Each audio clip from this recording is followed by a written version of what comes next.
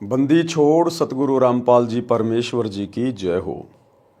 परमपिता परमात्मा सारी सृष्टि के रचनहार, कुल मालिक, असंख्य ब्रह्मांडों के स्वामी, जगत गुरु, तीनों लोकों में प्रवेश करके सबका भरण पोषण करने वाले राजाधिराज, आत्माधार, नाथों के नाथ, देवों के देव, महादेव, सर्वेश्वर, महेश्वर, मृत्युंजय, अजरो अमर, आदि अनादि सनातनी प्रभु, जगत पिता जगदीश्वर, श्री श्री 1008 की उपाधि के वास्तविक अधिकारी, अकाल मूरत सौद स्वरूपी राम वासुदेव, सर्वगतम ब्रह्म, परम पूज्य, प्रथम पूज्य, परम संत, परम पुरुष, परम धनी, परम दयालु, सत्य कबीर, हक्का कबीर, अल्लाह अकबर, बाखबर, अल्लाह ताला, जगत के तारणहार, जगत के मुक्तिदाता, जगत के जगन्नाथ, हारे के सहारे, हिंदुओं के राम, मुसलमानों के अल्लाह, सिखों के वाहेगुरु, ईसाइयों के मसीह, दया के सागर दयानिधि, करुणा के सागर करुणानिधि, स्वयंभू परिभू, संकट मोचन, कष्ट हरण, मंगल करण, दुख भंजन, अविगत कबीर, निर्विकार निर्विषम परमात्मा, अलय अलेख सतगुरु, आदि अनादि सतगुरु, असली मर्यादा पुरुषोत्तम, असली राम, असली कृष्ण, असली घनश्याम, असली मुरारी, राजाओं के राजा, महाराजाओं के महाराजा, शहंशाहों के शहंशाह, सम्राटों के सम्राट, भगवानों के भगवान, अल्लाहों के अल्लाह, प्रभुओं के प्रभु, मसीहाओं के मसीह, सच्चे वाहे गुरु, बाबाओं के बाबा, पीरों के पीर, सेठों के सेठ, जगत सेठ, सावड़सा सेठ, सर्वगुण संपन्न, अनंत कोटि कलाओं के स्वामी, अनंत कोटि ब्रह्मांडों के नायक, योगियों में महायोगी, ध्यानियों में महाध्यानी, सिद्धों में परम सिद्ध, ज्ञानियों में तत्व ज्ञानी, ब्रह्म ज्ञानी, महाज्ञानी, परम ज्ञानी, सर्वश्रेष्ठ ज्ञानी, विज्ञानी, युवा कबीर, समर्थ कबीर, असमवात, अमित ओजा, सच्चे रहनुमा, करीम अल्लाह, सुभान अल्लाह, दुनिया के अंतिम पैगंबर, 8 सितंबर 1951 से गांव धनाना, जिला सोनीपत, हरियाणा, भारतवर्ष की पावन भूमि पे प्रकट रियल कल की भगवान श्री नारायण साकार हरि, श्री बाबा साहेब, नूर अनंत परमात्मा, संत शिरोमणि सतगुरु रामपाल जी परमेश्वर जी के चरण कमल में साध संगति से जुड़े हुए आप और हम सभी सत्सेवक भाई बहनों का अनंत कोटि दंडवत प्रणाम। सत्साई भाई और बहनों, दया परमपिता परमेश्वर जी की, सतगुरु रामपाल जी भगवान की, जिनके शुभ आशीर्वाद से, जिनके कर कमल से लिखित पवित्र पुस्तक जीने की राह के ऊपर वीडियो बनाने की श्रृंखला जारी है। इसी श्रृंखला में आज हमारा ये 13वें नंबर का वीडियो है। प्रत्येक वीडियो में गुरुदेव भगवान के आशीर्वाद से हमें भक्ति मार्ग से संबंधित बहुत सारी बातें सुनने, देखने और समझने को मिल रही हैं। भाई और बहनों, जीने की राह कोई सामान्य पुस्तक नहीं है। ये पूर्ण ब्रह्म परमेश्वर जो कि सतगुरु रूप में धरती पे प्रकट हैं, उनके कर कमल से लिखित है, जिस कारण से इस पुस्तक को पढ़ने मात्र से हमारे बहुत सारे विषय विकारों का मर्दन होगा। हमारे बहुत सारे कुसंस्कार इस पुस्तक को पढ़ने मात्र से सुसंस्कारों में परिवर्तित होंगे। और यदि ज्ञान आपके जहन में समा गया, यदि आपने उपदेश ले लिया, तो आपका जीवन ही बदल जाएगा, आपका जीवन ही संवर जाएगा। परमात्मा आपके नरक बन चुके घर को स्वर्ग जैसा बना देगा। आज भले ही आपको यह लग रहा हो कि हमारा घर तो ऑलरेडी स्वर्ग है, लेकिन आगे चलकर आपके बच्चों के संस्कार किस तरफ मुड़ेंगे, इस बात का आपको तनिक आइडिया भी नहीं है। बचपन में बेटा बेटी आपके अधीन होते हैं, जैसा आप कहोगे वैसा ही करेंगे। आप लोगों को लगता है कि बेटा बेटी तो मेरी आज्ञा में चल रहे हैं, लेकिन जब बेटा बेटी अपनी उम्र में आएंगे, स्वयं सोचने समझने लायक हो जाएंगे, अपने पैरों पर खड़े हो जाएंगे, उस समय उन बेटा बेटियों के संस्कार अपने हिसाब से कार्य करेंगे। माता पिता ने चाहे कितने अच्छे संस्कार क्यों ना दिए हैं, यदि उस घर में सतगुरु की भक्ति नहीं है, तो बेटा बेटी के संस्कार, बेटा बेटी के आदर्श, उनके विचार माता पिता के विपरीत हो जाते हैं। अक्सर आपने देखा होगा, माता पिता बहुत ही अच्छे आचार विचार के हैं और बेटा बेटी बहुत ज्यादा बिगड़े हुए माता पिता की बदनामी का कारण बन जाते हैं। बाप एक नंबर का शराबी है, लेकिन बेटा कभी जर्दे को भी हाथ नहीं लगाता। तो ये संस्कार उसको कहां से मिले, ये विचार उनमें कहां से उत्पन्न हुए? ये पिछले भक्ति से, जब कभी उनके पिछले मनुष्य जन्म थे, उन जन्मों में उनकी किस प्रकार की भक्ति थी, क्या उनका आचार विचार था, क्या उनका खान पान था, उसी प्रकार से अगले जन्म में संस्कार बनते हैं। तो भाई और बहनों, यदि अपने परिवार को स्वर्ग बनाना चाहते हो, अपने बच्चों के गिरते हुए संस्कारों को उत्तम बनाना चाहते हो, तो आज ही सतगुरु रामपाल जी के YouTube पर सत्संग सुनना शुरू कर दीजिए। मोबाइल सबके हाथ में है। तो अब हम आज के वीडियो में आगे बढ़ते हैं और गुरुदेव भगवान हमें आगे क्या आदेशित कर रहे हैं, क्या निर्देशित कर रहे हैं। पवित्र पुस्तक जीने की राह, पार्ट नंबर 13, पेज नंबर 98। सांसारिक चीचू में ही भक्ति करनी पड़ेगी। यानी जिस दिन आपको ये ज्ञान समझ में आ गया, आपने सतगुरुदेव भगवान से उपदेश ले लिया, उसके बाद परमेश्वर आपके उन संस्कारों को समाप्त कर देगा। आपके भाग्य में आगे आने वाली उन समस्याओं को परमात्मा मिटा देगा। जो समस्याएं आगे चलकर आपको परेशान करनी थी, आपकी भक्ति में बाधा उत्पन्न होनी थी। लेकिन उसके बावजूद भी भाई और बहनों, थोड़ी बहुत ची चू तो इस काल के लोक में बनी ही रहेगी। हाँ, अन्य जो सांसारिक लोग हैं, अन्य जो भक्तिहीन लोग हैं, अचानक से कोई दुर्घटना हो गई, पूरा का पूरा परिवार एक्सीडेंट में मर गया, युवा बेटा मर गया, बेटी मर गई, एक्सीडेंट में किसी का हाथ कट गया, किसी की आंख फूट गई, कोई असाध्य रोग हो गया, ये सारी चीजें फिर आपके परिवार में कभी भी घटित नहीं होंगी। हाँ, इतना जरूर है, यदि परिवार के किसी सदस्य के भाग्य में मौत लिखी है और यदि सतगुरु से उपदेश प्राप्त कर लिया तो परमात्मा उसको हल्के में टाल देंगे। थोड़ी बहुत हाथ पैर में कोई चोट लग के रह जाएगी और आप लोगों को भी सतगुरु विश्वास दिला देगा कि बेटा, यदि आज आप मेरी शरण में ना होते, यदि आज आपका परिवार मेरी शरण में ना होता तो आपके ऊपर ये पहाड़ जैसी आपत्ति आनी थी, आपका परिवार शमशान बन जाना था। बाकी भाई और बहनों, ये काल का लोक है, ये पृथ्वी लोक, इसको मृत्यु लोक कहते हैं। ये दुखों का सागर है, दुखों का सागर। थोड़ी बहुत समस्या तो हम भक्तों पर भी आजीवन रहेगी और वो समस्या जरूरी भी है। अगर परमात्मा ने इस काल लोक में भगत के परिवार को सतलोक जैसा बना दिया तो फिर भगत सतलोक जाने की नहीं सोचेगा। फिर काल का एक बहुत भयंकर जाल है, जरा सा सुख होते ही फिर वो पीछे के दुख भुला देता है और भगत को लगता है कि क्या करेंगे सतलोक में चलकर, मेरा तो यही सतलोक बन गया, मेरे तो गुरुजी ने ठाठ कर दिए। और धीरे धीरे आपका वो भाव, आपकी वो श्रद्धा भक्ति से और भगवान से धीरे धीरे कम होने लगेगी, जो आपके फिर से विनाश का कारण बन जाएगी। इसलिए परमात्मा आपको ऐसा कोई भी सुख नहीं देगा जो सुख आपके लिए बाधा उत्पन्न कर दे मोक्ष मार्ग में। इसलिए गुरुदेव कहते हैं कि सुख के माथे पत्थर पड़ो जो नाम हृदय से जाए, और बलिहारी उस दुख के ऊपर जो पल पल नाम रटाए। हल्का फुल्का दुख, हल्का फुल्का संकट कभी कभार गुरुदेव अपनी तरफ से देगा उस भगत को, जिस भगत का परमात्मा ने इसी मनुष्य शरीर में पूर्णतया उद्धार करना होगा, मोक्ष करना होगा।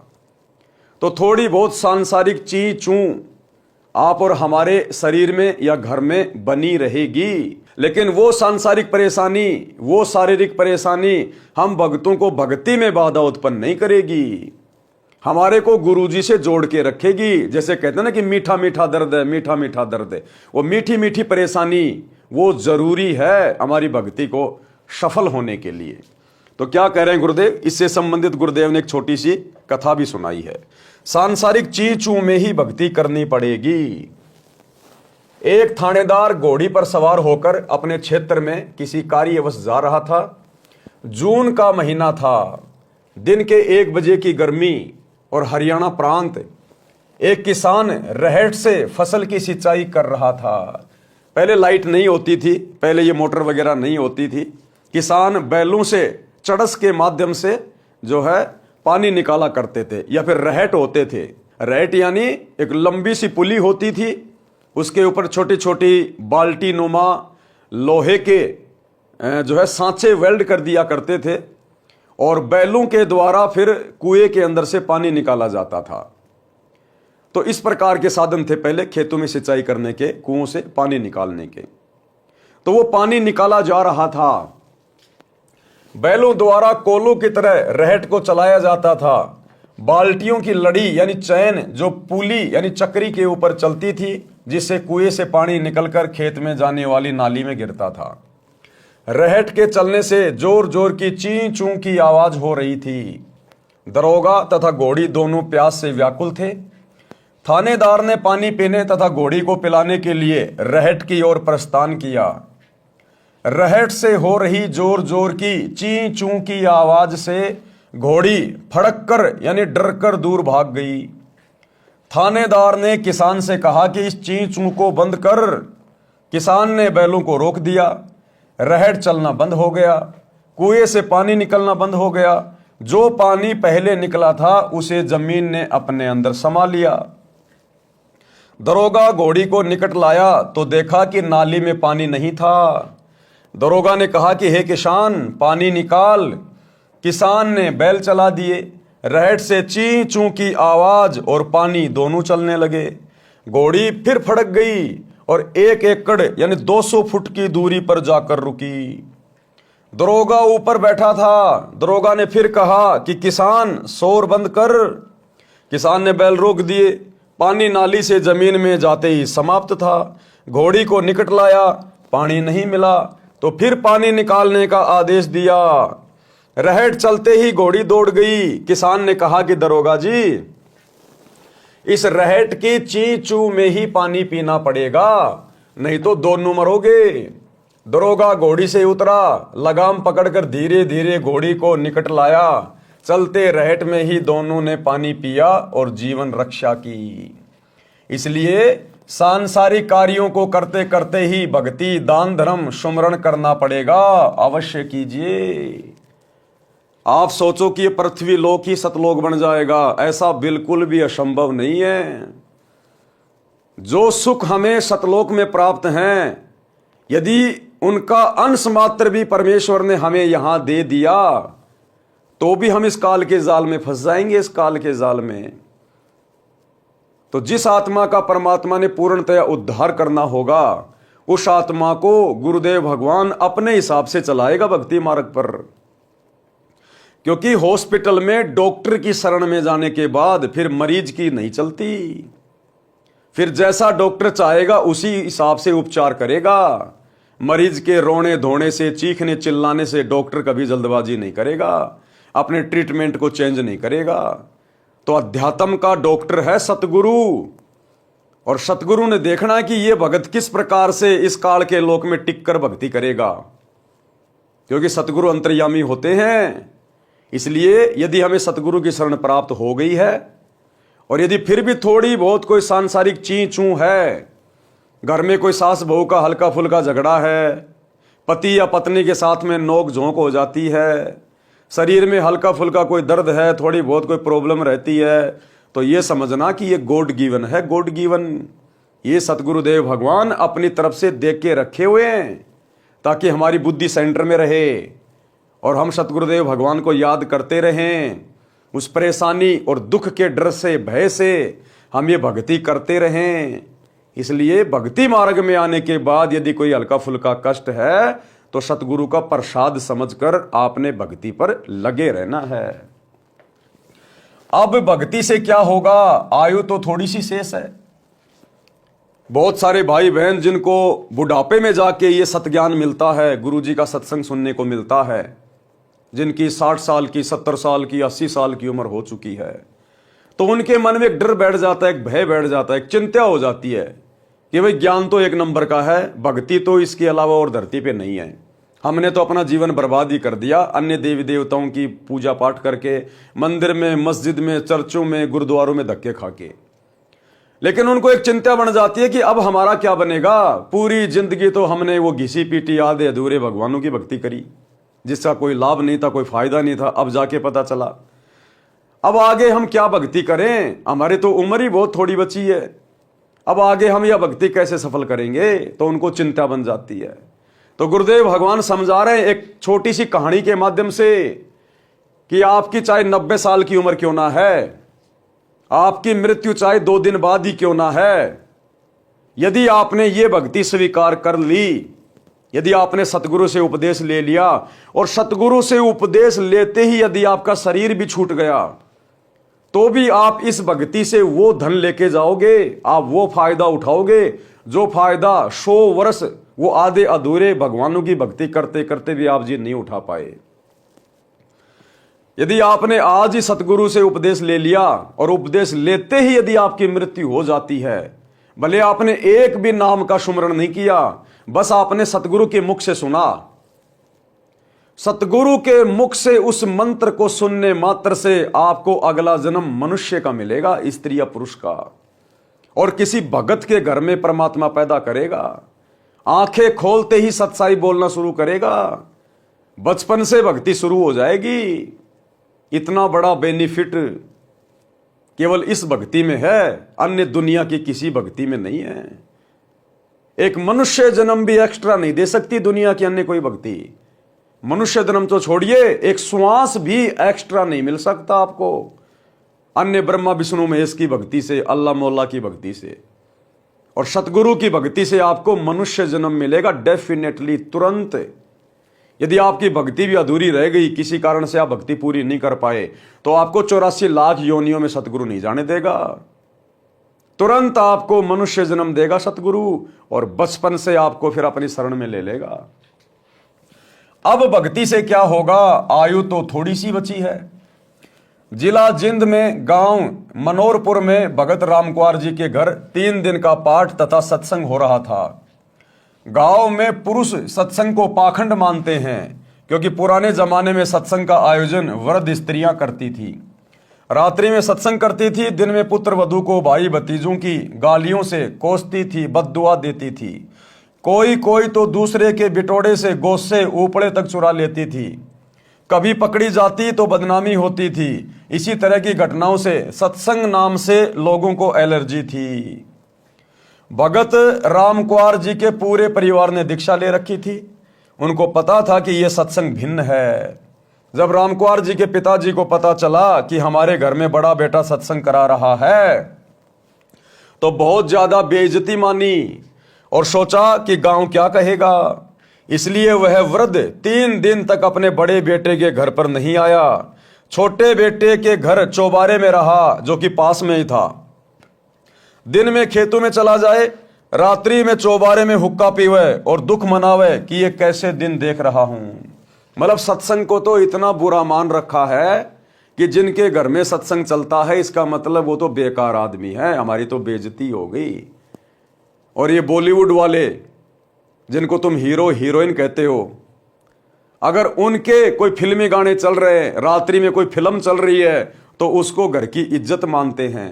काल ने इस कदर तांडव मचा रखा है। रात्रि में दास यानी लेखक कौन, सतगुरु रामपाल जी भगवान। रात्रि में दास ने सत्संग किया, लाउड स्पीकर लगा रखा था।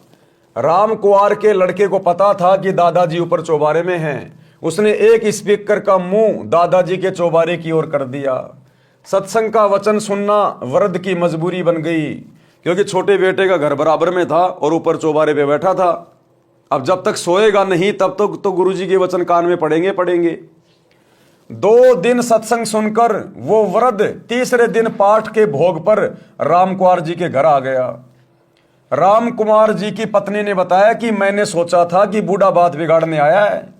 अब उसके बेटे की बहू ने सोचा कि बूढ़ा लड़ाई झगड़ा करेगा और ये तो हमारी इज्जत का ग्राहक बनेगा, गुरुजी को भी ना जाने क्या क्या कहेगा। वो डर गई, महाराज जी को गलत बोलेगा। पाठ का भोग लगने के पश्चात रामकुमार जी के पिताजी मेरे सामने बैठ गए और कहने लगे, यानी गुरुदेव भगवान के सामने बैठ गया वो बूढ़ा और आंखों से आंसू निकालने लगा और कहने लगे, महाराज जी मैं तो इस सत्संग से घना नाराज था, परंतु 2 दिन आपकी बात सुनी, मेरे को झंझोड़ कर रख दिया। मैंने तो मनुष्य जीवन का पूरा ही नाश कर दिया। यानी मैंने तो केवल 2 के 4 बनाए। अपने बच्चों के लिए दिन रात मेहनत करके बैल की तरह मैंने तो जमीन खरीद दी, मकान बना दिए, और मैं तो अपने आप को धन्य समझ रहा था। आज आपके सत्संग से पता चला मैंने तो मेरा जीवन बर्बाद कर लिया, बर्बाद। अरे जिस विशेष कार्य के लिए मेरे को परमात्मा ने मनुष्य जन्म दिया था, उसकी तो मैंने शुरुआत भी नहीं की। और मैं तो अपने आप को पोता पोती वाला मान रहा था, अपने आप को कार कोठी वाला मान रहा था कि मेरे सब बेटे शादीशुदा हैं, उनके बच्चे हो गए, सब ने अलग अलग मकान बना लिए। मैंने तो अपना जीवन बर्बाद कर दिया भक्ति की शुरुआत ना करके। मैंने तो मनुष्य जीवन का पूरा ही नाश कर दिया। मैंने 8 एकड़ जमीन और मोल ली, दोनों बेटों को पाला पोसा, दिन रात खेती के काम में लगा रहा। आपके विचारों से पता चला है कि मैंने तो जीवन नाश कर दिया। अब 75 साल की आयु हो चुकी है, अब भक्ति से क्या बनेगा। ये बात कहकर वह वृद्ध रोने लगा। हिचकी लग गई। मैंने उसे सांत्वना देते हुए कहा, गुरुदेव भगवान ने फिर कैसे समझाया उसको। मैंने उसे सांत्वना देते हुए कहा कि आप विश्वास करो, अब भी कुछ नहीं बिगड़ा है। एक उदाहरण तो गुरुजी से इस दास रामपाल दास ने सुना था। बताया कि जैसे कुएं में बाल्टी छूट गई हो और उसकी नेजू यानी रस्सी जो बाल्टी से बांधी जाती है, जिससे बाल्टी द्वारा कुएं से पानी निकाला जाता है। पुराने समय में कुएं लगभग 100-150 फुट गहरे होते थे। कुएं में जा रही हो यानी हाथ से वो रस्सी छूट गई हो, जो व्यक्ति कुएं से पानी निकाल रहा हो और वो रस्सी मान लो उसके हाथ से छूट गई हो, यदि दौड़कर नेजू को पकड़ने की कोशिश करने से नेजू की रस्सी हाथ में आ गई हो तो समझो रस्सी भी आ गई और पानी भी प्राप्त हो गया। यदि यह विचार करें कि बाल्टी तो गई, जाने दे, तो मूर्खता है। इसी प्रकार आपकी आयु रूपी नेजू की पूंछड़ी बची है। अब दीक्षा लेकर सर्व नशा त्याग कर मर्यादा में रहकर साधना करो, मोक्ष हो जाएगा। जैसे पहले के समय में बाल्टी से और एक लंबी सी रस्सी होती थी जिसको लाव भी कहते थे, जिसको बर्री भी कहते थे, और कुएं के ऊपर एक चाक लगा दिया जाता था जैसे गाड़ियों के व्हील होते हैं इस प्रकार का, और उसके माध्यम से उस रस्सी के द्वारा बाल्टी को बांधकर कुएं से पानी निकाला जाता था खींच खींच के। तो गुरुदेव कह रहे हैं यदि किसी की वो बाल्टी और रस्सी हाथ से छूट गई है और वो बाल्टी रस्सी समेत कुएं में जा रही है और दौड़कर यदि पानी भरने वाले ने उसकी लास्ट की पूंछड़ी भी पकड़ ली, उसका लास्ट का हिस्सा भी यदि पकड़ लिया, तो कुछ भी बात नहीं बिगड़ी। दोबारा से खींच लेंगे, वो रस्सी भी आ जाएगी, बाल्टी भी आ जाएगी, साथ में पानी भी आएगा नीचे से। तो इसी प्रकार जो शत भक्ति अब वर्तमान में परमात्मा धरती पर लेके आए हैं सतगुरु रामपाल जी, अगर आपके अंतिम समय में भी आपको यदि ये भक्ति मिल गई तो भी आपका कुछ नहीं बिगड़ा।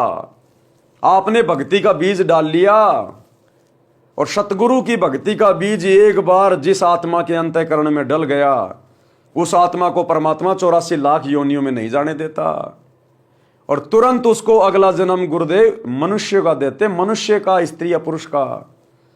और यदि वो व्यक्ति वास्तव में भक्ति करना चाहता है, उसको ज्ञान समझ में आ गया, तो उम्र बढ़ाना तो सतगुरु के हाथ में है। सतगुरु उसी जीवन में आपकी उम्र भी बढ़ा देगा, 10 साल 20 साल जितनी चाहो जितनी ले लो भक्ति के लिए। तो सतगुरु की भक्ति में तो 12-25 हैं, 5 उंगलियां घी में है, कोई नुकसान ही नहीं है। तो बुढ़े को यह बात बिल्कुल फिट बैठ गई। उसी समय उस भगत आत्मा ने दीक्षा ली और पूरी लगन के साथ भक्ति की। वह 85 वर्ष की आयु में शरीर त्याग कर गया। यानी जिस समय नाम दीक्षा ली 75 साल का था, परमात्मा ने 10 साल उसकी ओर बढ़ा दी और 10 साल तक अपनी भक्ति करके गया। वह 85 वर्ष की आयु में शरीर त्याग कर गया, जीवन सफल किया। वह हुक्का पीता था, उसी दिन त्याग दिया और आजीवन हाथ भी नहीं लगाया। राम कुंवर के छोटे भाई के परिवार ने भी नाम लिया। वृद्ध भगत उनको स्वयं लेकर सत्संग आता था, भक्ति करने को कहता था। गांव मनोरपुर के लोग आश्चर्यचकित थे कि इतना हुक्का पीने वाले ने कैसे हुक्का छोड़ दिया, हुक्का पीने वालों के पास भी नहीं बैठता। ठीक इसी प्रकार भाइयों और बहनों, आप चाहे कितने कुकर्मों में लिप्त हैं, आपने कितने बड़े बड़े कुकर्म कर दिए, अपराध कर दिए, जिस दिन आप ये ज्ञान समझकर अपनी आत्मा के कल्याण के लिए सतगुरु रामपाल जी से उपदेश प्राप्त करते हैं, परमेश्वर आपके तमाम कुकर्मों के ऊपर क्रोश मार देगा, कांटा मार देगा। धर्मराय चित्रगुप्त आपका कुछ नहीं बिगाड़ सकते, कुछ भी नहीं कर सकते, क्योंकि धर्मराज की बही में, चित्रगुप्त के कागजों में उनको जो भी हिसाब किताब बना के दिया जाता है, यही कबीर परमात्मा सतगुरु रामपाल जी बना के देते हैं। अंतिम लेखनी इनके हाथ में है। भक्ति के ये एडमिन हैं, मास्टर हैं। जैसा ये कहेंगे वैसा ही होगा। इसलिए भक्ति करनी अति आवश्यक है, अनिवार्य है, वरना मनुष्य जन्म धीरे धीरे बर्बादी की ओर जा रहा है। परमात्मा कहते हैं एक कै चोट सिधारिया जिन मिलन दा चाह, जिनको वास्तव में परमात्मा की चाहत है, परमात्मा की अच्छी आत्मा है, किसी कारण से उनको ये ज्ञान और नाम नहीं मिल पा रहा था, कहते हैं जब उनको सत्संग सुनने को मिलता है, एक ही सत्संग में उनके कलेजे पे चोट लग जाती है कि हमने करना क्या चाहिए था और इतने दिनों से हम कहाँ बैठे थे, हम क्या कर रहे थे, हमने तो भक्ति की शुरुआत भी नहीं की, अभी तक तो हमारी श्वासें बिल्कुल व्यर्थ में जा रही थी। हरियाणवी कहावत है कि घाम का और ज्ञान का चमका सा लाग गया करे। ज्ञान का और घाम का तो चमका सा होता है। जिस प्रकार किसी को लू लगनी हो, यदि किसी को जेठ के महीने में लू लगनी हो, हैजा होना हो, तो जेठ के महीने में हल्की सी धूप में बाहर निकलते ही वो आदमी बीमार हो जाता है।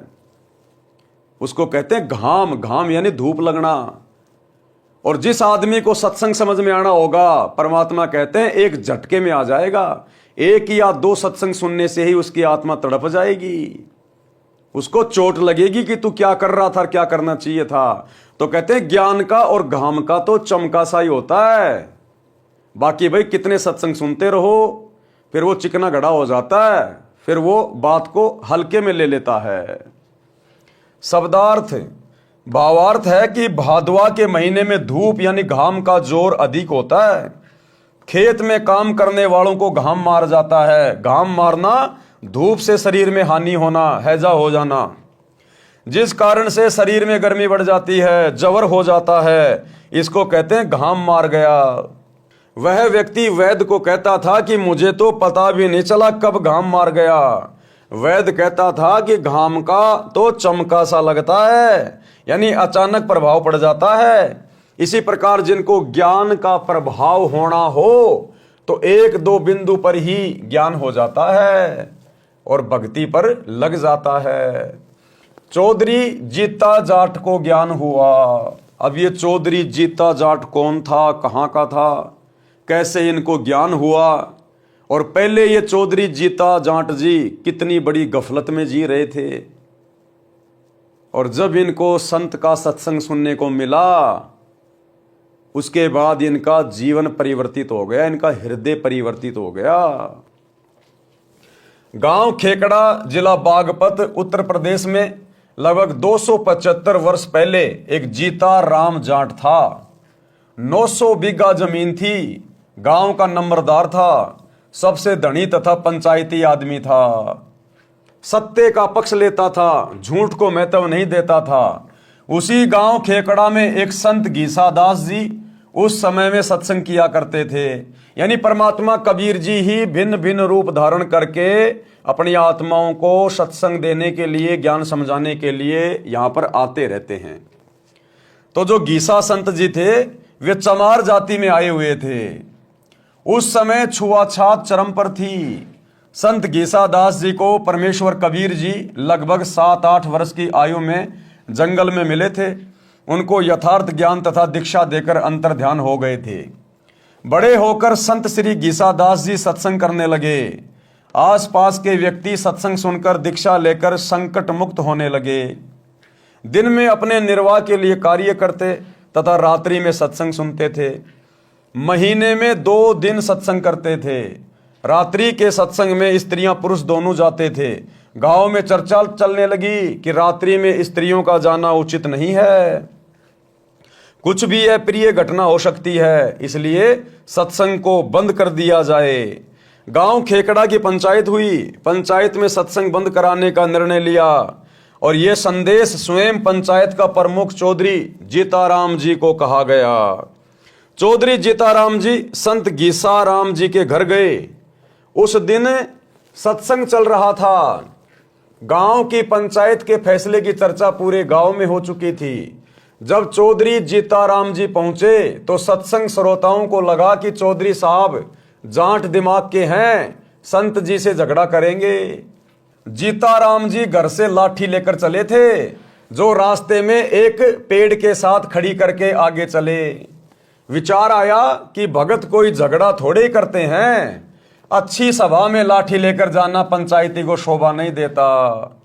सत्संग चल रहा था। चौधरी साहब ने विचार किया कि कुछ इसकी बात सुनता हूं, फिर कह सुन लूंगा। यानी वो जीताराम चौधरी संत गीसा जी के सत्संग में ये सोचकर बैठ गया कि पहले इनका सत्संग सुन लेता हूं, क्या सत्संग करते हैं ये, बाद में निपटूंगा इनसे, ये कहकर पीछे की तरफ बैठ गया। सत्संग में वही ज्ञान बताया गया जो आप जी हरलाल जी के प्रकरण में पढ़कर आए हैं। चौधरी साहब तो भावुक हो गए, आंखों से आंसुओं की धारा बह चली। उठकर संत गीसा जी के चरणों में सिर रख दिया और कहा कि हे गुरुदेव, मुझ अपराधी को मारो चाहे छोड़ो, गलती बहुत बड़ी कर दी है। क्या गलती कर दी कि आप जैसे महापुरुष के प्रति मन में दोष पैदा करके, आपके साथ में लड़ाई झगड़ा करने के मकसद से, आपके साथ में मार पिटाई करने के मकसद से मैं नीच यहां पर आया हूं। मैं तुच्छ जीव सत्संग बंद करने का आदेश लेकर आया हूं। क्षमा करो प्रभु, आप दिल खोलकर सत्संग करो, कोई नहीं रोकेगा। संत गीसा जी ने कहा कि चौधरी साहब, जो काम करने आए थे वो कीजिए।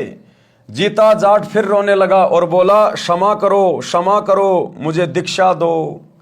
चौधरी जीताराम जाट जी भगत बन गए, स्वयं भी रात्रि में सत्संग सुनने लगा। गांव खेकड़ा के घर घर में चौधरी साहब जीतराम जाट की संत गीसा राम जी की शरण में जाने की निंदा होने लगी कि भैया चौधरी को भेजा था संत गीसा जी का सत्संग बंद करवाने के लिए और वो तो उसका चेला बन के बैठ गया। तो संत जीता जी की निंदा होने लगी पूरे गांव में कि काहे का चौधरी है, काहे का पंचायती है। कहने लगे संत गीसाराम शेवड़ा है, जादू जंत्र जानता है, गांव के चौधरी पर तांत्रिक क्रिया करके अपने वश कर लिया है, सम्मोहन जंत्र मंत्र जानता है। चौधरी जीताराम जी के घरवाले, लड़के तथा भाई, चाचा, ताऊ सब जीताराम जाट तथा गीसाराम संत के विरोधी हो गए। गांव वाले चौधरी जीताराम से कहने लगे कि चौधरी साहब, बुढ़ापे में यानी वृद्ध अवस्था में आप भी बिगड़ गए। चौधरी जीताराम जी को आध्यात्मिक घाम मार गया था, यानी बात उनके समझ में आ गई थी, यानी ज्ञान का प्रबल प्रभाव हो गया था। वह कहते थे कि हे गांव वालों, मेरे तो भाग्य जाग गए जो मैं भगत बन गया और आपकी नजर में बिगड़ गया। भगवान करे मेरे की तरह तुम सारे बिगड़ जाओ, यानी तुम सारे परमात्मा के सत्संग में आ जाओ। इस प्रकार से तो बिगड़ना भी अच्छा है। जिस सत्संग में आत्मा का कल्याण हो, जीवन जीने का तरीका पता चल जाए, मकसद पता चल जाए, जिसको तुम बिगड़ना कहते हो, ये बिगड़ना तो मुझे बहुत पहले ही चाहिए था, लेकिन मेरा दुर्भाग्य कि मैं पहले नहीं बिगड़ पाया। बिना बिगड़े काम नहीं चलेगा।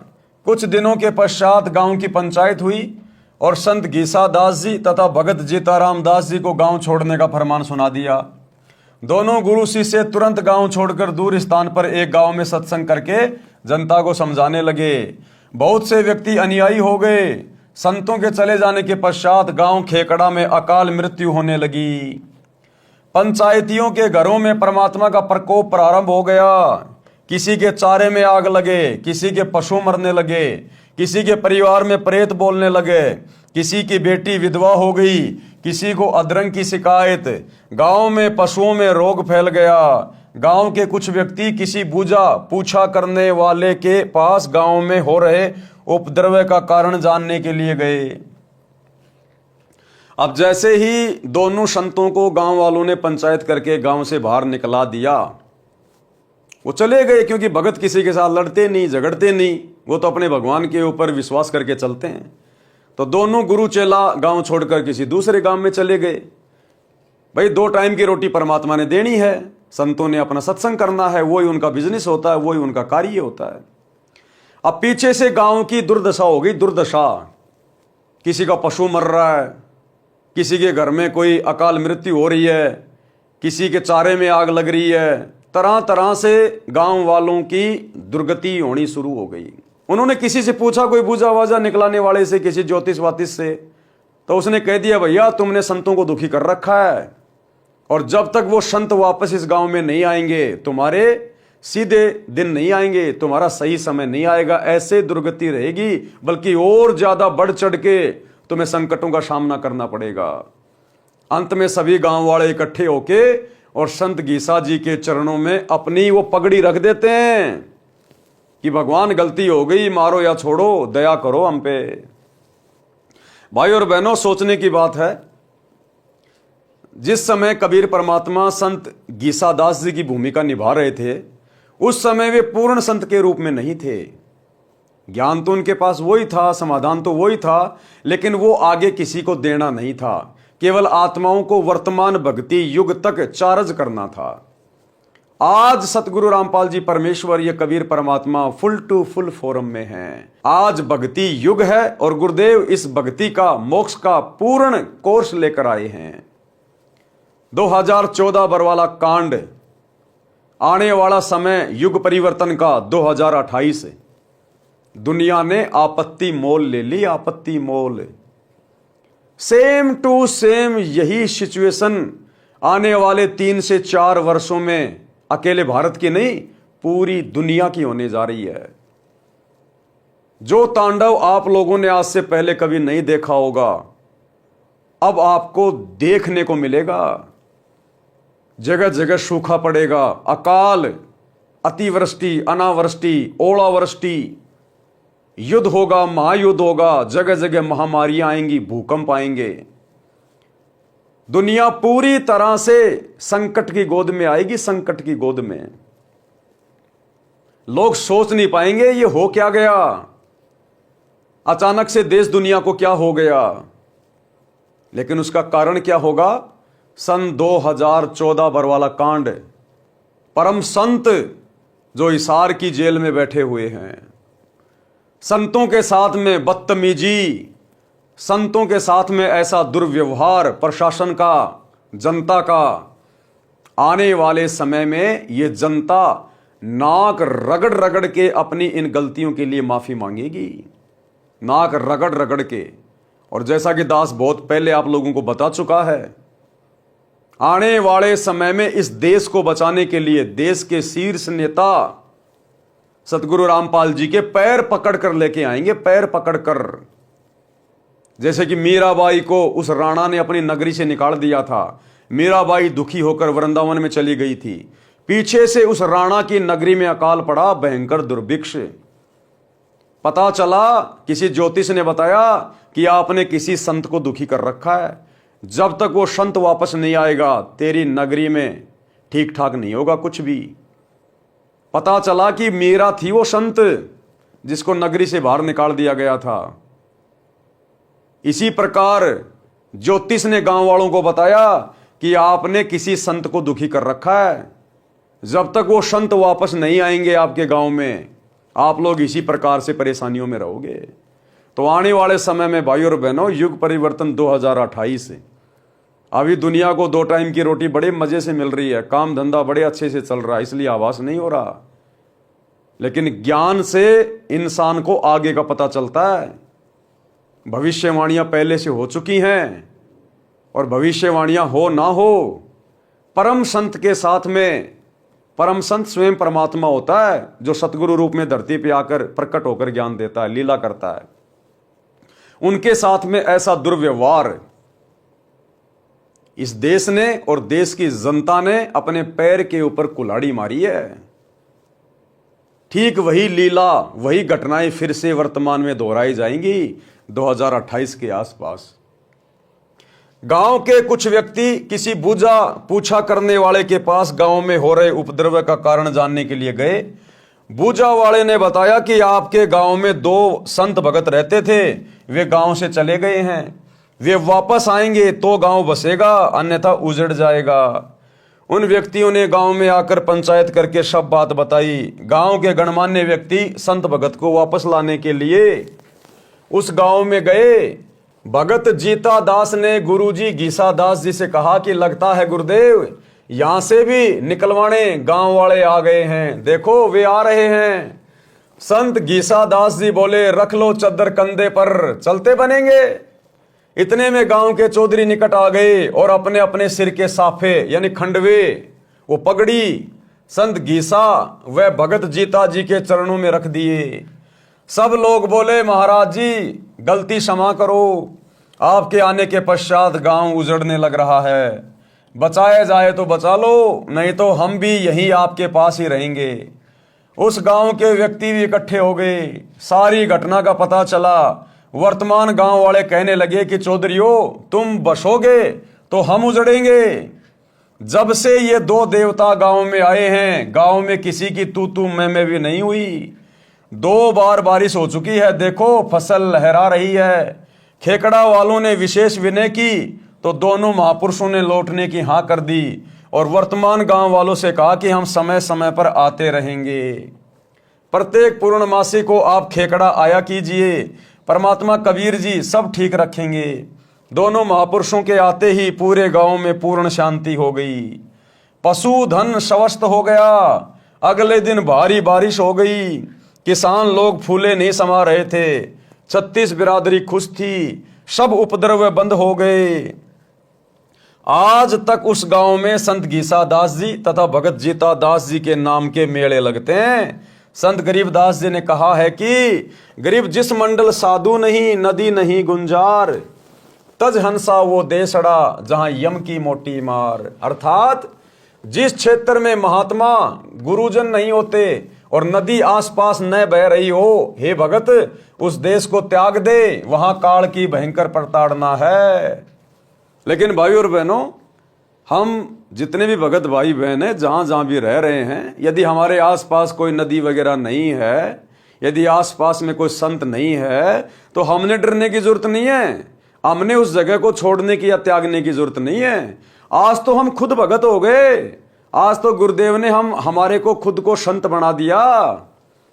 यहाँ के आचार्य शंकराचार्य मुल्ला मौलवी से तो लाख गुना अच्छे भक्ति मार्ग में आप और हम हैं। हमारे कारण आने वाले समय में दुनिया को राहत मिलेगी, दुनिया को फायदा मिलेगा। और नदी वदी की जरूरत नहीं है। आजकल जमीन खोद के ट्यूबवेल वगैरह लगा के आजकल पानी निकालने के बहुत सारे स्रोत हैं। और भगत यदि रेगिस्तान में बैठ के भी सत भक्ति करेगा, परमात्मा वहां भी बारिश से ढेर लगा देगा पानी का। इसलिए आप और हम भक्तों ने ऐसी कोई चिंता करने की आवश्यकता नहीं है। इसलिए हे पाठक जनों, जब भी जिस आयु में सतगुरु मिल जाए, भक्ति प्रारंभ कर देना। संत गरीबदास जी ने कहा है कि गरीब चली गई सो जान दे, ले रहती को राख। यानी तेरी जितनी उम्र चली गई है जाने अनजाने में, भक्ति के बिना तूने अपना जितना समय बर्बाद कर दिया उसको भूल जा। उसके विषय में ज्यादा चिंतन मनन मत करना। ले रहती को राख। अब आगे तेरी जितनी जिंदगी बची है उसको भक्ति में लगा। उतरी लाव चढ़ाइयो करो अपूठी चाक। भावार्थ, हे मानव, जो आयु बिना सतगुरु मिले बीत चुकी है वह तो व्यर्थ गई। उसकी चिंता छोड़कर सच्ची लगन से शेष बची आयु में भक्ति करके कल्याण करवा ले। भक्ति पर लगने के पश्चात सांसारिक कार्य भी आसान हो जाएंगे। जैसे कुएं से पानी निकालते समय नेजू यानी बाल्टी से बंधी रस्सी चक्कर से उतर जाती तो बाल्टी को खींचना कठिन हो जाता था। नेजू यानी रस्सी को फिर से चक्कर पर चढ़ाकर बाल्टी खींचना बहुत आसान हो जाता है। सतगुरु के शरण में आने से पहले लाव यानी रस्सी चक्कर से उतरी हुई के समान पानी निकालना कठिन हो रहा था। उसी प्रकार सब कार्य कठिनता से बन रहे थे। भक्ति शुरू करते ही कार्य आसानी से बनने लगे। जैसे रस्सी चक्कर पर चढ़ने के पश्चात पानी आसानी से निकलता है। ये विचार नहीं करना चाहिए कि अब तो आयु कम रहती है, अब क्या भक्ति करेंगे। जब भी सत्संग से ज्ञान हो जाए उसी आयु में दृढ़ता व लगन से भक्ति पर लग जाना चाहिए। भावार्थ, जो आयु चली गई उसकी चिंता छोड़कर शेष की रक्षा करो, यानी भक्ति दान सेवा में लगा दो। जैसे पुराने समय में कुएं से खेती की सिंचाई के लिए चमड़े की चड़स प्रयोग होती थी, जिसमें 2-3 क्विंटल पानी भर जाता था। उसको काठ की चक्री के ऊपर लाव यानी मोटी रस्सी चढ़ाकर बांधकर खींचते थे। यदि लाव चक्री से उतर जाती थी, फिसल जाती थी, तो उसे खींचना कठिन हो जाता था। उसको जैसे तैसे पुनः चक्री पर चढ़ाया जाता था, जिससे चड़स को बाहर निकालना आसान हो जाता था, जो उससे लाभ लेने का यथार्थ तरीका है। इसलिए हे मानव, यदि गुरु शरण नहीं ली तो आपकी लाव उतरी पड़ी है। जीवन का प्रत्येक कार्य मुसीबत बना खड़ा है। उस जीवन की लाव को पुनः चक्री पर चढ़ा लो, यानी अपने आप को सतगुरु की शरण में ले आओ। सतगुरु रामपाल जी भगवान के सत्संग सुन के उनके शरण में आ जाओ। अपनी लाव को चक्री पे चढ़ा लो, फिर चलाओ, आसान हो जाएगा। यानी गुरु जी की शरण लेकर अपने जीवन की राह को आसान बनाओ। उसके लिए भाई और बहनों, आप भाई बहनों के लिए गुरुदेव भगवान ने बहुत ज़्यादा मेहनत करके अपने कीमती समय में से कुछ समय निकालकर ये पवित्र पुस्तकें लिखी हैं। दिन रात गुरुदेव भगवान परमार्थ के लिए निस्वार्थ भाव से सत्संग कर रहे हैं, आप और हम आत्माओं को जगाने के लिए। देखो, हम भी आप जैसे ही थे। हमारी सतगुरु रामपाल जी से कोई यारी दोस्ती रिश्तेदारी नहीं थी, हम तो जानते भी नहीं थे। ये हरियाणा के, हम कहीं के, ये किस जाति में आए, हम किस जाति में आए, हमारा कोई लेना देना नहीं। लेकिन हमने भी इनके सत्संग सुने, मोबाइल पे, टीवी पे, पुस्तकें पढ़ी, तो पता चला कि हम तो अपना जीवन बर्बाद कर रहे हैं बिना सतगुरु की सच्ची भक्ति के। और हम तुरंत ज्ञान को समझकर गुरुदेव की शरण में आ गए। तो इसी प्रकार भाई और बहनों, परमात्मा के सत्संग किसी विशेष के लिए नहीं होते हैं। परमात्मा तो सर्व मानव शरीरधारी स्त्री पुरुषों के लिए ज्ञान देते हैं। जो अधिकारी आत्मा होगी, जिसने अपने मनुष्य जीवन को सफल करना होगा, गधे कुत्ते सूअर की 84 लाख वाली योनियों में जाने से बचना होगा। और इस जन्म में यहाँ रहते सहते जब तक उसकी उम्र है, यदि उसने प्राकृतिक आपदाओं से, शारीरिक परेशानियों से या अन्य काम धंधे की मुश्किलों से बचना है, तो भाई सतगुरु की शरण अतिशीघ्र ग्रहण कर लेनी चाहिए। अन्यथा आने वाला समय युग परिवर्तन का है, वैसे भी बहुत बुरी बीतने वाली है। वैश्या का उद्धार किस प्रकार से गुरुदेव भगवान ने, जब वे 650 साल पहले बनारस के काशी शहर में आए कबीर दास नाम से, तो किस प्रकार से गुरुदेव भगवान ने एक वैश्या का उद्धार किया। कैसे उस वैश्या ने गुरुदेव के सत्संग सुने और किस प्रकार उस वैश्या को अपने उन कुकर्मों से आत्मग्लानि हुई और सतगुरु की शरण में आकर उसने अपने जीवन को धन्य किया। यानी परमात्मा वैश्या का भी उद्धार कर देते हैं। यानी गंदे से गंदे कर्म करने वाला, घटिया से घटिया कर्म करने वाला भी यदि ज्ञान को समझकर सतगुरु की शरण में आ जाए और सतगुरु के बताए अनुसार भक्ति करना शुरू कर दे, तो गुरुदेव ऐसे पतित पावन का भी उद्धार कर देते हैं। तो सतगुरु ऐसे पतितों का भी उद्धार कर देते हैं। सत्संग सुनने से जीवन सुधर जाता है। परमेश्वर कबीर जी रात्रि में घर घर में सत्संग करते थे, दिन में अपने निर्वाह के लिए सब श्रोता तथा कबीर जी कार्य करते थे। 650 साल पहले परमात्मा खुद जुलाहे का कार्य किया करते थे, कपड़े बुनने का कार्य किया करते थे। तो दिन में अपना कार्य करते थे और ज्यादातर रात्रि में सत्संग किया करते थे, क्योंकि रात्रि में सब फ्री होते थे। एक रात्रि में सत्संग चल रहा था। थोड़ी दूरी पर काशी शहर की प्रसिद्ध वेश्या चंपाकली का आलीशान मकान था। उस रात्रि में वेश्या को ग्राहकों का टोटा था, जिस कारण से इंतजार में जाग रही थी। उसको परमात्मा कबीर जी के मुख कमल से प्रिय अमृतवाणी सुनाई दी। सत्संग में बताया गया कि मानव यानी स्त्री या पुरुष का जीवन बड़े पुण्यों से प्राप्त होता है। जो स्त्री पुरुष भक्ति नहीं करते, दान सेवा नहीं करते, वे परमात्मा के चोर हैं। गीता अध्याय 3 श्लोक 12 में भी कहा है कि जो व्यक्ति परमात्मा से प्राप्त धन का कुछ अंश दान धर्म में लगाए बिना ही पेट भरता रहता है, वह तो परमात्मा का चोर ही है। जो मानव चोरी, डकैती, ठगी, वैश्यागमन करते हैं, वे महापराधी हैं। जो स्त्रियां वैश्या का धंधा करती हैं, वे भी महापराधी हैं। परमात्मा के दरबार में उनको कठिन दंड दिया जाएगा। मानव जीवन शुभ कर्म करने तथा भक्ति करने के लिए प्राप्त होता है। अब वो बेटी, वो बहन वहां बैठकर अपने घर की छत पे और रात्रि के समय शांत माहौल में सत्संग सुन रही थी। और परमात्मा ने बताया, कबीर चोरी जारी वैश्यावर्ती कभू न करियो कोई, पुण्य पाई नर देही ओछी ठोर न खोई। शब्दार्थ, हे मानव, चोरी जारी यानी पर स्त्री गमन, वैश्यावर्ती यानी पर पुरुषों से धन के लोभ में स्त्री का संभोग करना कोई भी ना करना। ये मानव शरीर स्त्री या पुरुष का बहुत पुण्य से प्राप्त हुआ है। इससे पाप कार्यों को करके गलत स्थान पर जाकर नष्ट मत कर, शुभ कर्म कर, गुरु धारण करके अपना कल्याण करवाओ। मानव शरीर प्राप्त प्राणी को चाहिए कि सर्वप्रथम पूर्ण गुरु की शरण में जाकर दीक्षा प्राप्त करे। आधे अधूरे गुरुओं की शरण में जाने से, भक्ति करने से, दान धर्म करने से आपकी आत्मा का कल्याण नहीं हो सकता। आपके प्रारब्ध में, आपके भाग्य में जो संकट आने हैं वो नहीं कट सकते। ये कार्य केवल परम संत कर सकता है, दूसरा धरती पे कोई नहीं कर सकता। मानव शरीर प्राप्त प्राणी को चाहिए कि सर्वप्रथम पूर्ण गुरु की शरण में जाकर दीक्षा प्राप्त करे, और एक समय में पृथ्वी पर केवल एक ही पूर्ण गुरु होता है।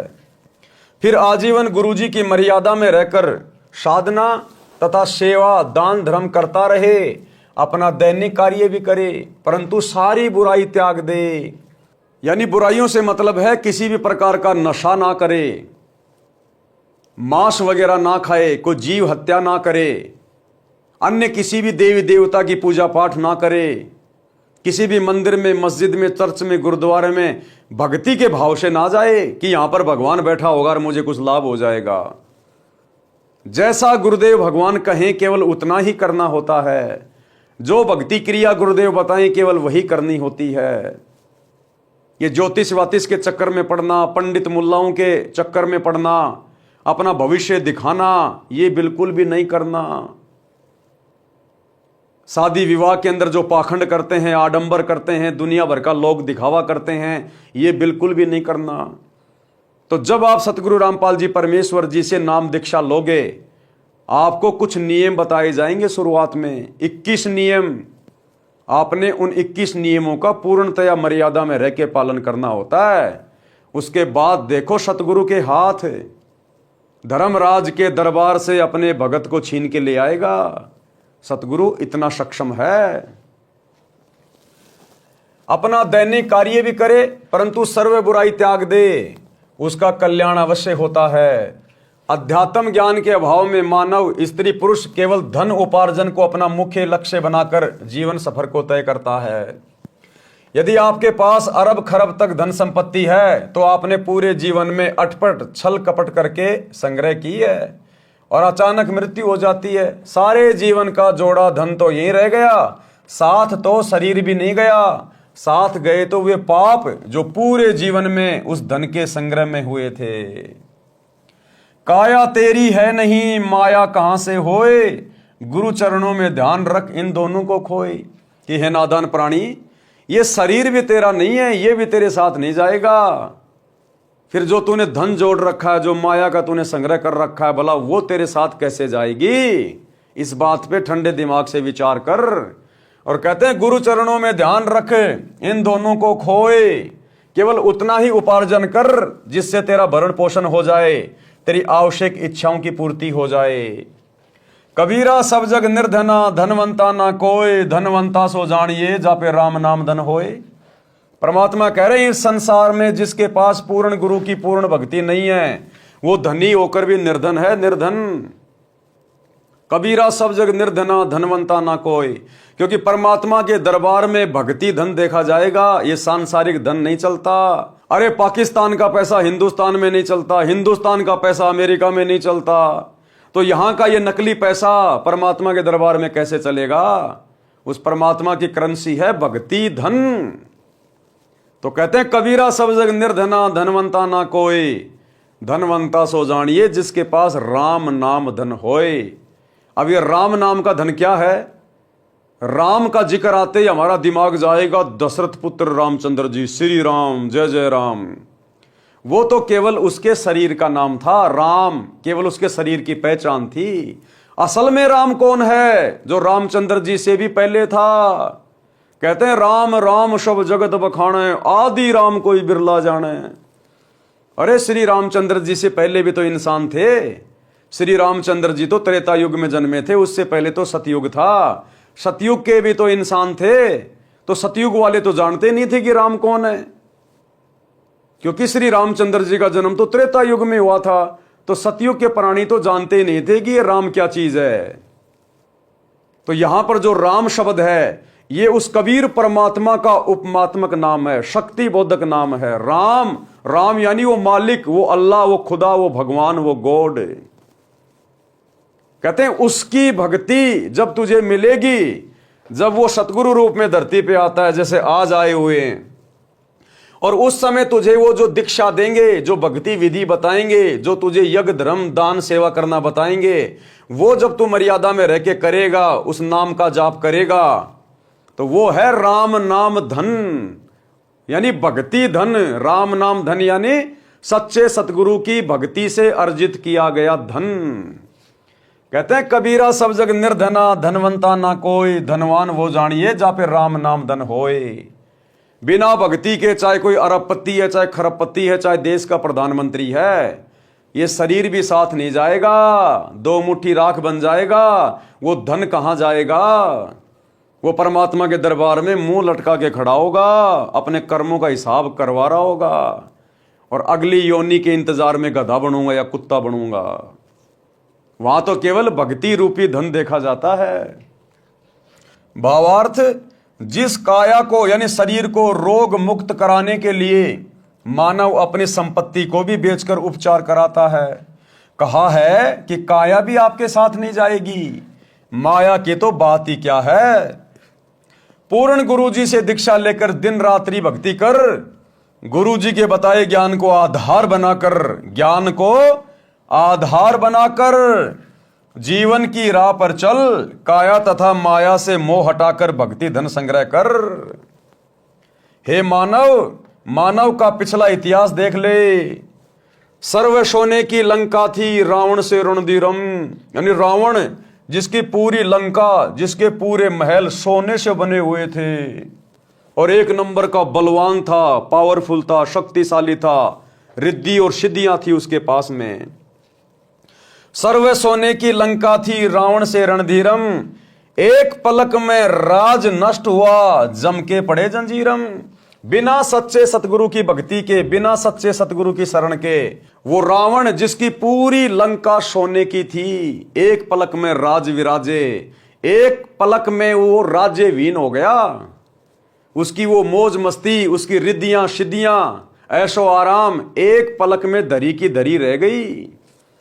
तो कहते हैं एक पलक में सब नष्ट हुआ और जम के पड़े जंजीरम, और यमराज की भेंट चढ़ गया।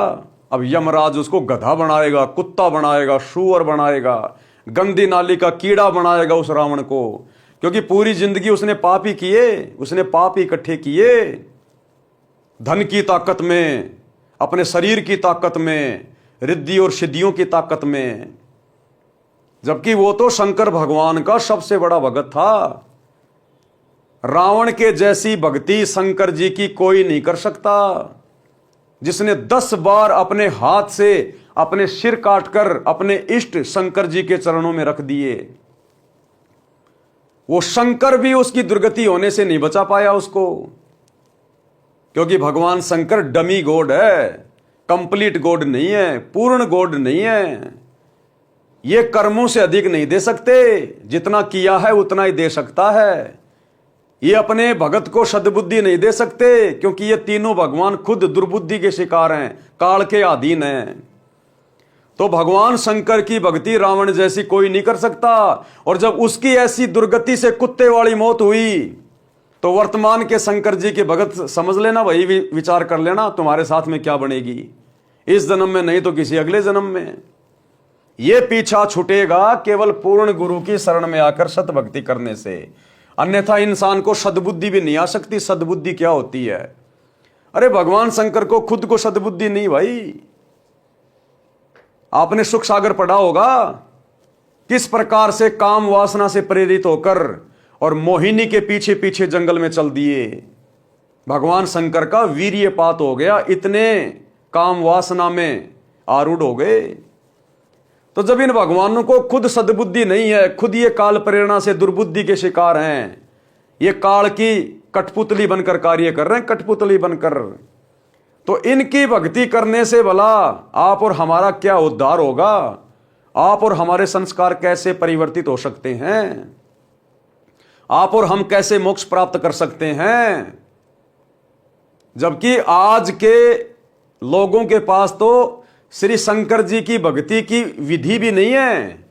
अरे रावण तो विधि विधान से भक्ति करता था, डायरेक्ट जाके शंकर जी से मिलके आता था। आज के लोगों के पास तो सिवाय शंकर भगवान के नाम पर सुल्फा पीने के अलावा बम बम बम बम करने के अलावा नाम भी बिगाड़ दिया शंकर जी का, बम बम बम बम। अब बम तो फटेगा भैया, बम को जब आग लगेगी तो बम तो फटेगा, और फटेगा तो नुकसान ही करेगा। तो वर्तमान में तो धरती पर काल उपासना करने वालों के पास में श्री शंकर जी, श्री ब्रह्मा जी, श्री विष्णु जी की यथार्थ भक्ति भी नहीं है। तो सोचिए आम प्राणियों का क्या होगा जब रावण की ऐसी दुर्गति हुई, कुत्ते वाली मौत को प्राप्त हुआ और फिर 84 लाख योनियों में गया, कहीं गधा कुत्ता सुअर बन के घूम रहा होगा।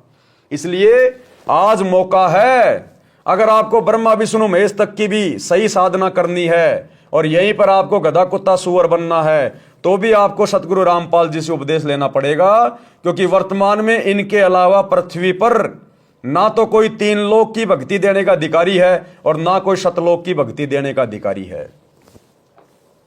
तो गुरुदेव कहते हैं सर्वे सोने की लंका थी, रावण से रणधीरम, एक पलक में राज नष्ट हुआ, जम के पड़े जंजीरम।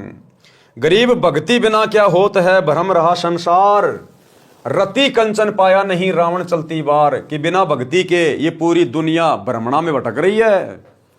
वो रावण, उसके जैसी भक्ति तुम नहीं कर सकते। कहते हैं जाते समय मरते समय एक रति भर भी सोना लेके नहीं जा सका। तो फिर आजकल के युवा लड़के युवा लड़कियां बिना ज्ञान के हैं 5,000 रुपए का चांदी का ब्रासलेट बना लिया, दिन में 3 बार हला ला के दिखाएंगे दुनिया को। छोटी मोटी 1,000-2,000 की कोई कानों में पहन ली, या बहुत बड़ा कोई धनवान होगा तो आजकल जैसे सोशल मीडिया पे देखते हैं हम, 2-4 किलो सोना अपने गले में सर्पों की तरह लटका के घूमते रहते हैं, दिखाते रहते हैं। कहते हैं रावण की बिल्डिंग, रावण का महल 48 किलोमीटर ऊंचा था, 48 किलोमीटर ऊंचा। वो एक रत्ती भर भी नहीं लेके जा सका, पूरा का पूरा सोने का था, वो पूरा का पूरा सोने का। अब मन में शंका पैदा हो जाएगी, रावण का महल 48 किलोमीटर लंबा कैसे हो सकता है? भैया सतयुग में 100 से 150 फुट के व्यक्ति थे, 100 से लेकर 150 फुट के व्यक्ति। और आज आप सब देख रहे हैं दुनिया की सबसे ऊंची बिल्डिंग कहां है? आप सब बता दोगे, दुबई में है। क्या नाम है? बुर्ज खलीफा नाम है। कितनी ऊंची है? 1 किलोमीटर ऊंची है, 1 किलोमीटर ऊंची। और आज आदमी की हाइट कितनी है? एवरेज हाइट लेके चलते हैं 5.5 फुट। आज इंसान की हाइट है 5.5 फुट, और बिल्डिंग कितनी ऊंची बना दी आज? 1 किलोमीटर ऊंची। तो रावण की हाइट थी 150 फुट उस समय सतयुग में, सभी की 100 फुट 150 फुट। तो उनकी हाइट के हिसाब से 48 किलोमीटर की बिल्डिंग कोई ज्यादा ऊंची है क्या? जब आज का 5 फुट का इंसान और 1 किलोमीटर लंबी बिल्डिंग बना सकता है, तो 150 फुट के इंसान 48 किलोमीटर ऊंची बिल्डिंग बनाना उनके लिए कोई बड़ी बात नहीं है। और उस समय तो वैसे भी भक्ति की शक्ति से सारे काम होते थे, सिद्धियों से सारे काम होते थे, सिद्धियों से। आजकल हम लोग विज्ञान का सहारा लेके लिफ्ट लगा के ऊपर जाते हैं, रावण अपनी सिद्धि शक्ति से जाता था उड़ के। जिस प्रकार रावण ने 33 करोड़ देवी देवताओं के ऊपर हमला किया, अपनी पूरी राक्षस सेना को अपनी सिद्धि शक्ति से आसमान में उड़ा के लेके गया। तो भैया जब आपको ये सत्संग सुनने को मिलेंगे सतगुरु रामपाल जी के, तब आपको पीछे का इतिहास भी याद आएगा, आपको पता चलेगा। आजकल बस हम अपने आसपास किसी को 5 फुट का, 6 फुट का, ज्यादा कोई 7 फुट का एक आधा, हम सोच लेते हैं ओ हो दुनिया का सबसे लंबा आदमी। रावण के पैर की जूती भी बड़ी थी आज के 8 फुट के इंसान से। रावण के पैर की जूती की लंबाई भी आज के 10 फुट के इंसान से बड़ी थी। तो भैया भक्ति इतिहास को हम लोग भूल चुके हैं।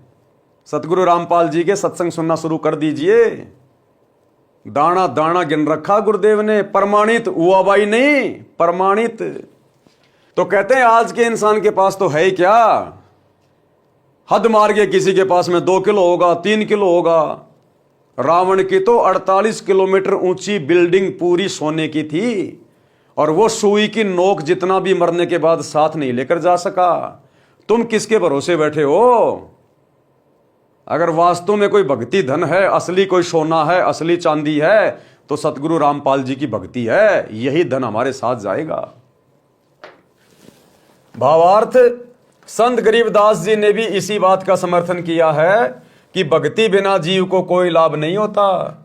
माया जोड़ने के लिए आजीवन भटकता रहता है। श्रीलंका के राजा रावण के पास अनंत धन, सोना आदि था, परंतु संसार त्याग कर जाते समय 1 ग्राम सोना भी साथ नहीं ले जा सका। सत भक्ति सत्य पुरुष की न करने से यमदूतों के द्वारा बेल यानी हथकड़ी बांधकर ऊपर यमराज के पास ले जाया गया, नरक में डाला गया। इसलिए हे मानव, अशुभ कर्मों से डर, सत्य भक्ति गुरु धारण करके कर, तब तेरा पीछा छूटेगा। नहीं तो दुर्गति दुर्गति है, यहां भी और शरीर छूटने के बाद ऊपर भी। शंका समाधान करते हुए परमेश्वर कबीर जी ने सत्संग में बताया कि आध्यात्मिक ज्ञान के न होने के कारण अच्छे व्यक्तियों से भी पाप हुए। जब उन्होंने सत्संग सुना तो सर्व अपराध त्याग कर भक्ति करके अपना कल्याण कराया है। परमात्मा कबीर जी ने बताया कि मेरे पास साधना के वे यथार्थ मंत्र हैं जो सर्व पापों को नष्ट कर देते हैं। यानी वो गणिका, वो वैश्या बहन जो अपने घर की छत पे बैठ के सत्संग सुन रही थी, परमात्मा उसी आत्मा को टारगेट कर रहे थे, क्योंकि मालिक जानी जान है, अंतर्यामी है, किस आत्मा को किस समय और किस तरह से अपनी शरण में लेना है। तो परमेश्वर उस आत्मा को टारगेट करके सत्संग सुना रहे थे। तो क्या बोले परमात्मा कि परमात्मा कबीर जी ने बताया कि मेरे पास साधना के यथार्थ यानी सच्चे मंत्र हैं जो सभी पापों को नष्ट कर देते हैं और पुण्य बच जाते हैं। जैसे वर्तमान में वैज्ञानिकों ने ऐसी औषधि खोजी है जो खेती में डालने से घास व खरपतवार को नष्ट कर देती है, फसल सुरक्षित रहती है। ये मंत्र मैं अपने लोक से लेकर आया हूं। क्या कहा परमात्मा ने, कबीर जी ने, जो 650 साल पहले सतगुरु रूप में आए थे, कि भक्ति के ये सतमंत्र मैं अपने लोक यानी सतलोक से लेके आया हूं। सोहम शब्द हम जग में लाए, सार शब्द हम गुप्त छुपाए। सोहम नाम का जो मंत्र है, ये मंत्र यहां इस पृथ्वी पर किसी भी धर्मशास्त्र में आपको लिखा हुआ नहीं मिलेगा, सिवाय कबीर परमात्मा के। और कबीर परमात्मा से परिचित जितने भी संत हुए हैं, उसके बाद उन्होंने अपने जो ग्रंथ लिखे हैं, जैसे आदरणीय नानक जी जो कबीर जी के शिष्य थे, नानक जी के ग्रंथ में आपको सोम शब्द का जिक्र मिलेगा। आदरणीय गरीबदास जी जो कबीर परमात्मा के शिष्य थे, उनके सदग्रंथ साहिब में आपको इस मंत्र का जिक्र मिलेगा। आदरणीय दादू जी के ग्रंथ में, उनकी वाणियों में आपको इन मंत्रों का जिक्र मिलेगा। अन्यथा जितने भी धर्म ग्रंथ हैं, हिंदुओं के 4 वेद, गीता जी, मुसलमानों की कुरान मजीद, कुरान शरीफ, तौरेत, जबूर, इंजल, ईसाइयों की बाइबल, आपको कहीं भी सोहम शब्द नहीं मिलेगा। ये सोहम शब्द कबीर परमात्मा इस काल के 21 ब्रह्मांड में लेके आए। सोहम शब्द हम जग में लाए, सार शब्द हम गुप्त छिपाए। शब्दार्थ ऊपर किया है। ऋग्वेद मंडल 9 सूक्त 95 मंत्र 2 में भी प्रमाण है कि परमात्मा इस संसार में प्रत्यक्ष प्रकट होकर, प्रत्यक्ष प्रकट कैसे होते हैं? सतगुरु रूप में। क्योंकि कबीर परमेश्वर स्वयंभू हैं, वे किसी मां के गर्भ से जन्म नहीं लेते। उनकी लीला अजब गजब होती है। नामा और रैदास रसीला, कोई न जाने अवगत की लीला। वे स्वयंभू हैं, मां के गर्भ से जन्म लेके नहीं आते, लेकिन सांसारिक दिखावे में ऐसी लीला करते हैं कि जैसे ये एक स्त्री और पुरुष के सहयोग से जन्म लेकर आए हैं। प्रत्यक्ष प्रकट होकर अपनी अमृतवाणी द्वारा मुक्ति के सत्य मार्ग की प्रेरणा करता है। वह परमात्मा सब देवों का देव यानी सर्व का मालिक भक्ति के गुप्त नामों का आविष्कार करता है। यदि कोई महापापी भी है, सत्य साधना करने लग जाता है और भविष्य में कोई पाप नहीं करता है, तो उसके सारे पाप समाप्त हो जाते हैं। भक्ति करके अपना कल्याण करा सकता है। अब ये सारी बातें वो गणिका बहन, वो वैश्या बहन बैठी बैठी सुन रही थी। उसको तो धक्का सा लगा, झटका सा, कि मैंने तो पूरी जिंदगी कोरे पाप कमाए हैं, हे भगवान मेरा क्या ठिकाना होगा। वो आत्मा बेचैन हो गई। उपरोक्त अमृत वचन सुनकर वह बहन वैश्या जैसे गहरी नींद से जागी हो, कांपने लग गई। घर में ताला लगाकर सत्संग स्थल पर गई, पीछे ही महिलाओं की ओर बैठ गई। सत्संग समाप्त होने के पश्चात आवाज लगी कि जो दीक्षा लेना चाहता है वह आगे गुरुदेव जी के पास आ जाए। कुछ स्त्री तथा पुरुष उठकर आगे आए, वह वैश्या भी आई और गुरुदेव जी को अपना परिचय दिया और बताया कि मैंने तो 40 वर्ष की आयु में प्रथम बार ये उपकारी वचन सुनने को मिले। हे परमात्मा, क्या मेरे जैसी पापिन का भी कल्याण संभव है? वैसे तो आप जी ने सर्व समाधान सत्संग में बता दिया, परंतु जब अपने घृणित जीवन की ओर झांकती हूं तो गलानी होती है तथा विश्वास नहीं हो रहा है कि मेरे जैसे अपराधी को क्षमा कर दिया जाएगा।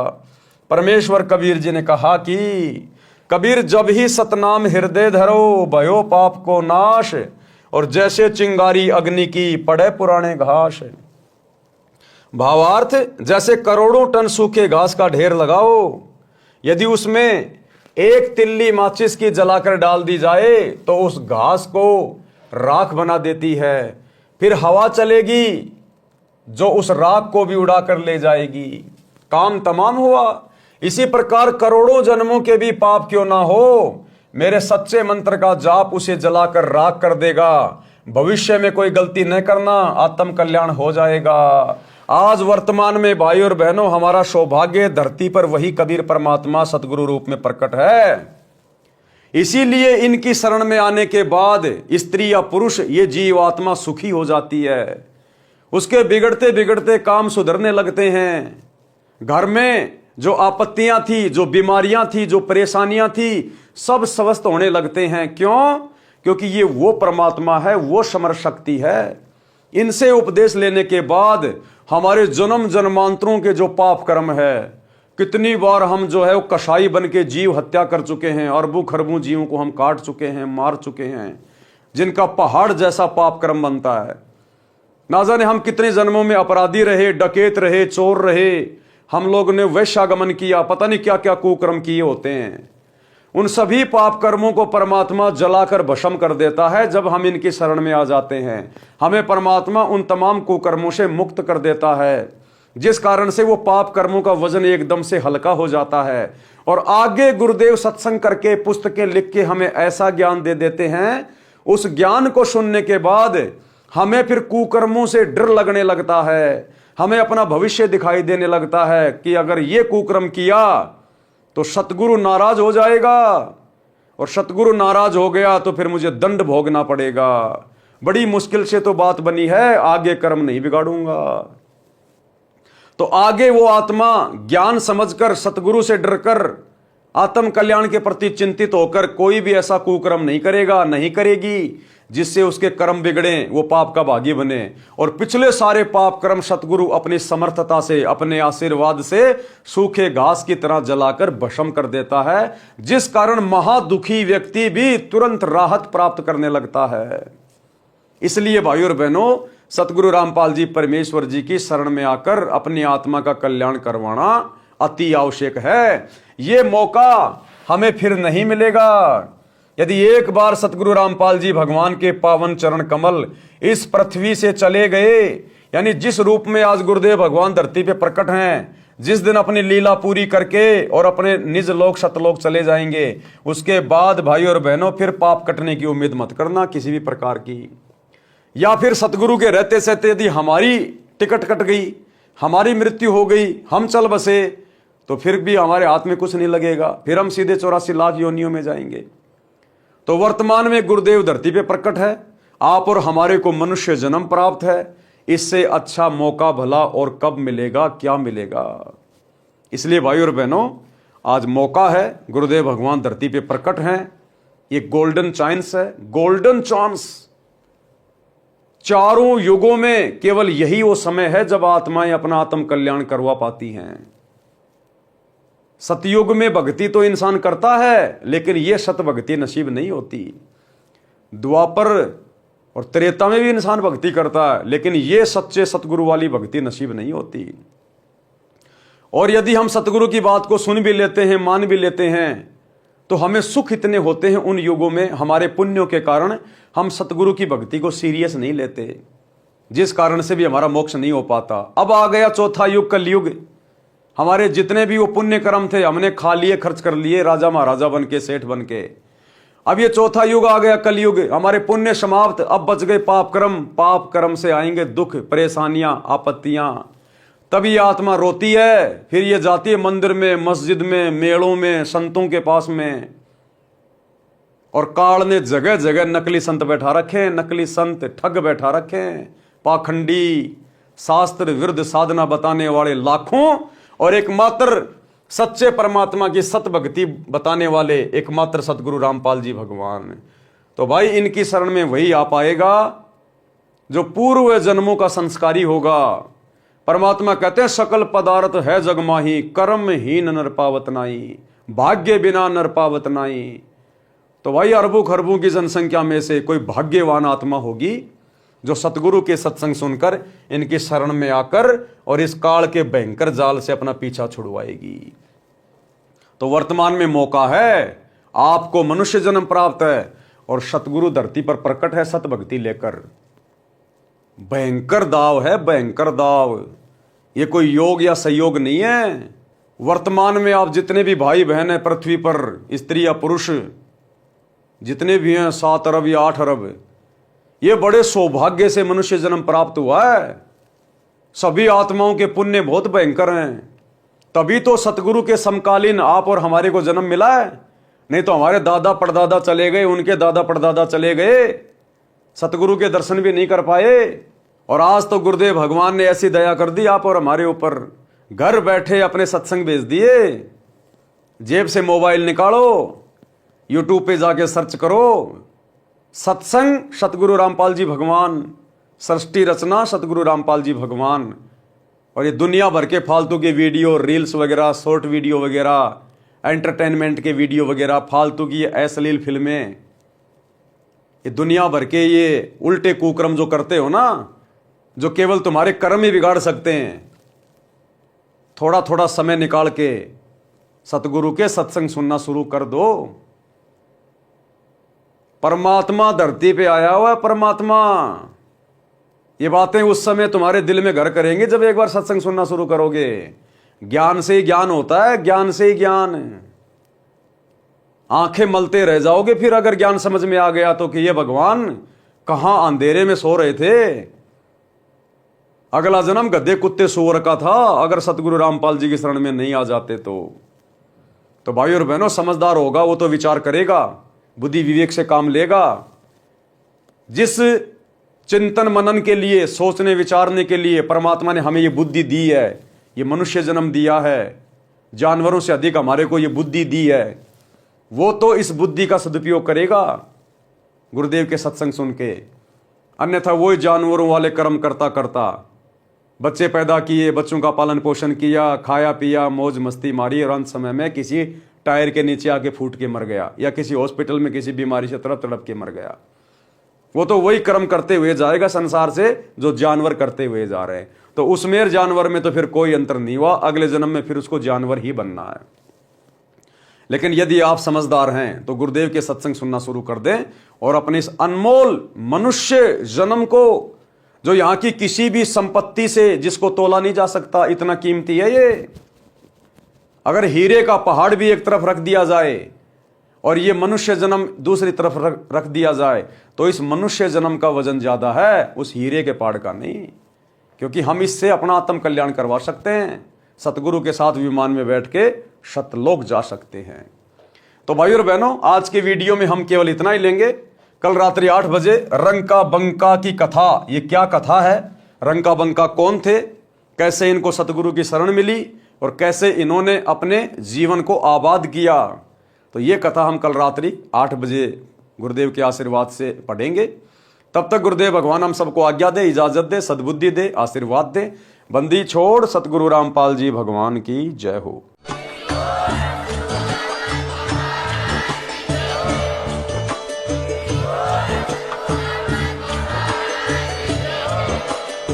भाई जो गुरु बचन पे डट गे, कट गे फंद 84 के, कट गे फंद 84 के, कट गे फंद 84 के। भाई जो गुरु बचन पे डट गे, कट गे फंद 84 के, कट